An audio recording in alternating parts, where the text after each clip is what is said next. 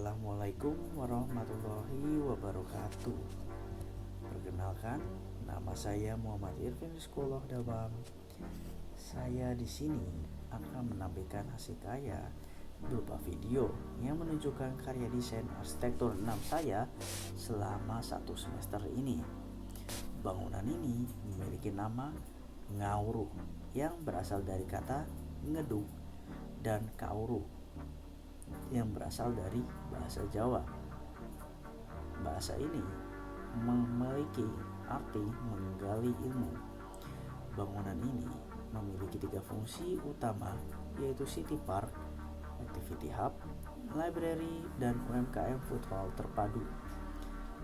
Ketiga fungsi ini muncul berdasarkan fenomenologi awal dan analisis tapak sekitarnya yang selama ini dilakukan di dekat fasilitas-fasilitas pendidikan yang pada akhirnya menciptakan fungsi-fungsi diimplementasikan pada bangunan. Melewati Activity Hub terdapat pathway yang melambangkan perjalanan pahlawan berjuang untuk memerdekakan bangsa, ditunjukkan dengan warna biru sebagai alur dan pola penggabungan antara sisi-sisi runcing dan tumpul yang menandakan perjuangan. Pada Activity Hub terdapat skateboard ball dan juga integrated water sport, play area di mana orang-orang segala usia atau keluarga beserta anak-anaknya dapat berkumpul dan bermain.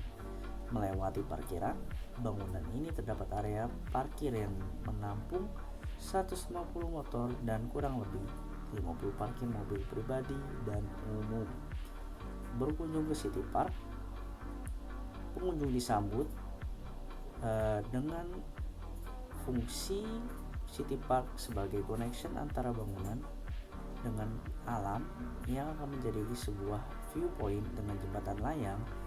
Pada akhir, City Park bertujuan sebagai entrance utama menuju bangunan yang melambangkan seperti menaiki tahta atau bangunan besar yang nantinya dijelaskan memiliki kesinambungan dengan bangunan tersebut. City Park ini memiliki amphitheater yang dapat digunakan publik sebagai tempat untuk berkumpul, berdiskusi secara komunal, dan mengekspresikan diri.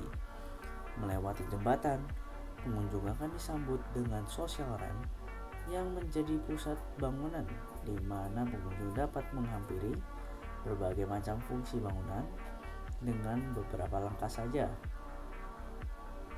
Bangunan menggunakan curtain wall agar indoor bangunan terdapat kesan luas dan terang dengan beberapa sisi menggunakan shading device secondary skin dengan material besi hollow agar maintenance bangunan teratur dan tahan lama. Material atap dan dinding dijadikan satu material, yakni ACP atau Aluminium Composite Panel. Bangunan ini terinspirasi dari Candi Jajago atau bisa disebut Candi Jago yang berdiri pada masa kerajaan Singasari. Jajago memiliki arti keagungan. Candi Jago menjadi tempat pemakaman raja bernama Wisnu Wardana. Candi Jago memiliki 3 tingkat yang terdapat arca yang membahas ilmu terkait keagamaan Buddha. Bangunan terdapat pencahayaan vertikal dan juga void untuk menyinari ruangan secara optimal dengan penambahan green space area sebagai konsep biofilik pada bangunan. Hampir keseluruhan indoor bangunan menggunakan lantai dengan profil andesit.